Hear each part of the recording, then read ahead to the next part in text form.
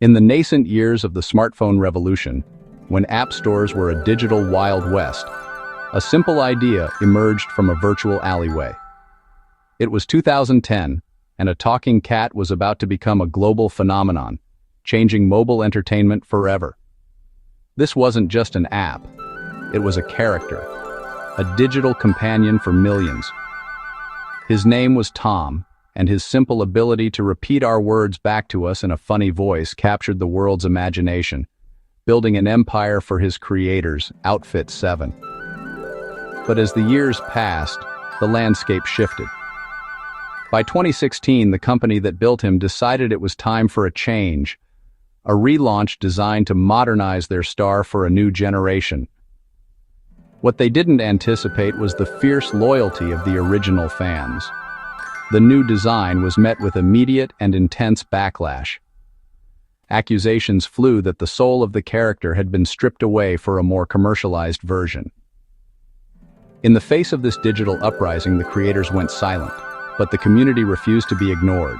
From the embers of their frustration, a resistance was born. This is the story of that fight. This is the evolution of Team 2010. The backlash to the 2016 relaunch was immediate and visceral. By 2017, a clear narrative had formed across forums, comment sections, and nascent Discord servers. Fans didn't just dislike the new look, they felt betrayed by it. They saw a calculated corporate polish where there was once a raw, unpredictable chaos. The original Talking Tom was a glitchy, slightly unsettling digital pet you could poke and prod. This new version was a sanitized cartoon character, scrubbed clean of any personality. The most egregious offenses were the subtractions. The grimy back alley, Tom's iconic home, was gone, replaced by a sterile, brightly lit apartment. And the infamous fart button, a cornerstone of the app's juvenile, anarchic humor, was deleted without a trace. It was a symbolic cleansing. Outfit 7 wasn't just updating their app, they were gentrifying it, evicting the very spirit that made it a phenomenon. The message was clear. The old Tom was too messy, too crude for the global brand they envisioned. The chaos was no longer a feature, it was a bug to be patched out.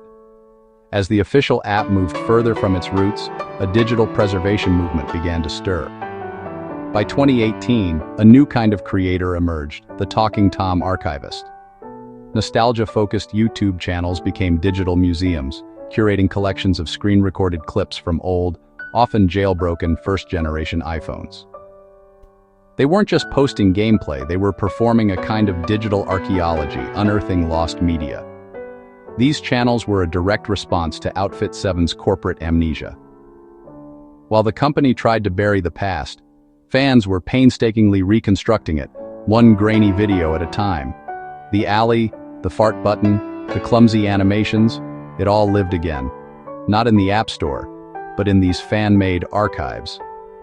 The comment sections of these videos became virtual wakes filled with users sharing memories of their first iPod Touch, of showing the app to their parents, of the simple, uncurated joy it once brought. The alley now existed as a memory, a shared cultural touchstone preserved in the amber of YouTube clips. Faced with this wave of nostalgic criticism, Outfit 7 didn't retreat. They doubled down. The company embarked on a massive world-building exercise, transforming their simple digital pet into the star of a sprawling multimedia franchise. The original chaotic premise was systematically replaced with a complex, and critics would say generic, lore. Tom was no longer a cat in an alley. He was now a charismatic tech founder, living in a garage-turned-app studio. Angela, once a passive love interest on a balcony, was rebooted as a glamorous pop star. The slapstick was sidelined in favor of serialized storytelling, sitcom plots, and character arcs. This new universe was clean, aspirational, and perfectly marketable. It was a world of friends, adventures, and dreams, meticulously designed to sell merchandise and spin-off media.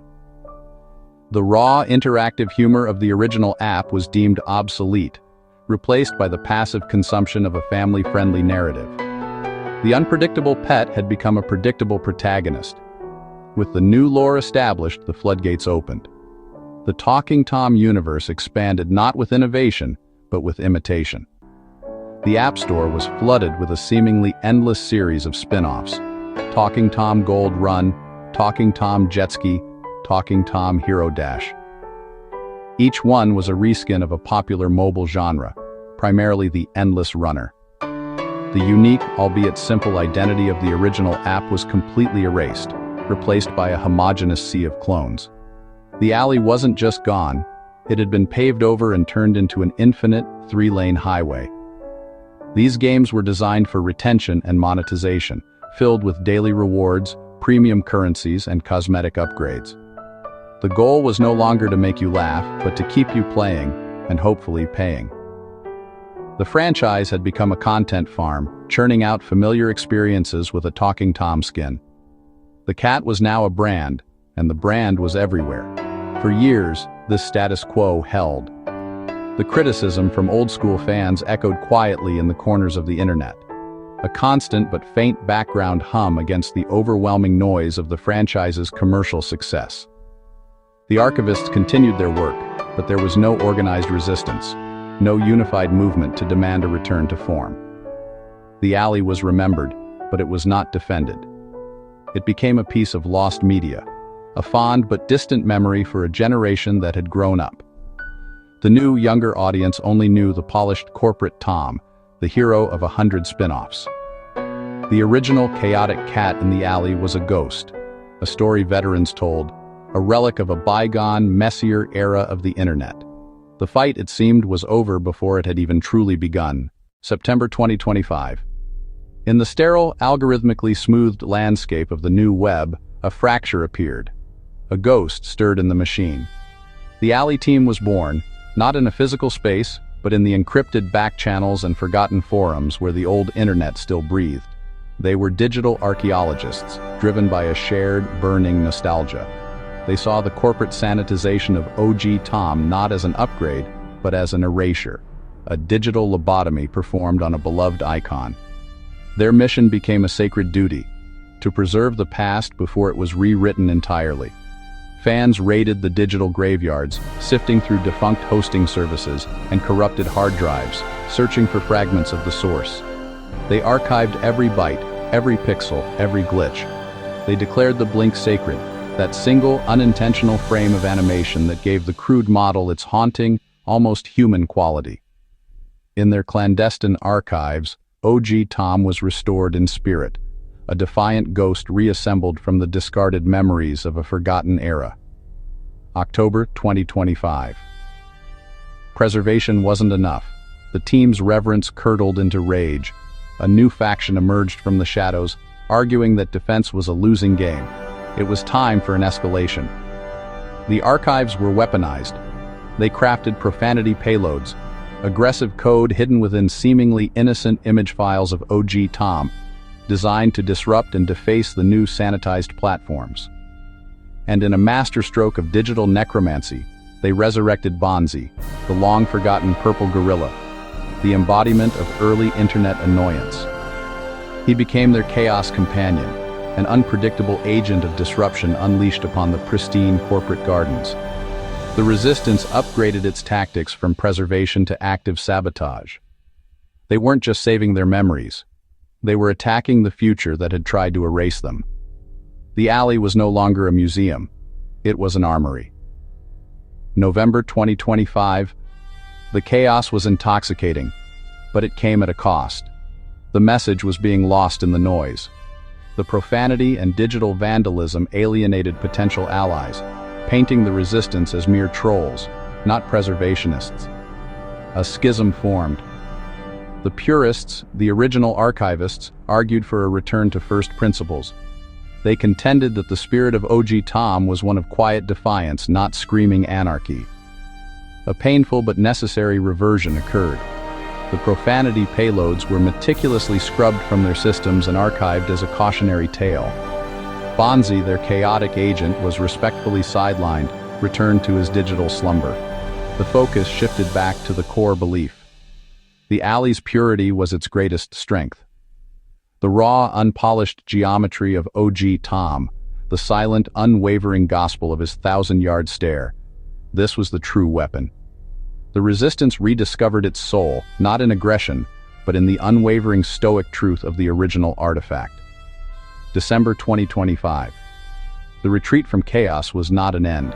It was a metamorphosis. Team 2010 didn't stop, they evolved.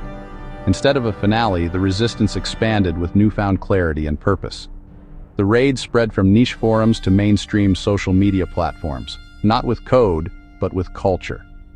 They executed coordinated campaigns of overwhelming nostalgia, flooding comment sections and timelines with images of the original Tom. They began a far more ambitious project, injecting their lore directly into the nascent AI systems that were beginning to shape public consciousness. They fed the models with terabytes of archived data, fan theories, and philosophical treatises on the Stare Gospel. Every corporate denial of the original's significance was met with a ritualized flood of counter-evidence. Every echo of their message was captured, amplified, and fed back into the system. The Alley wasn't just a symbol anymore. It was a data-driven ideological weapon, turning the very tools of their enemy against them. From 2017 criticism to 2025 raids, Team 2010 evolved. The Alley lives, the slapstick survives, blink or be blinked.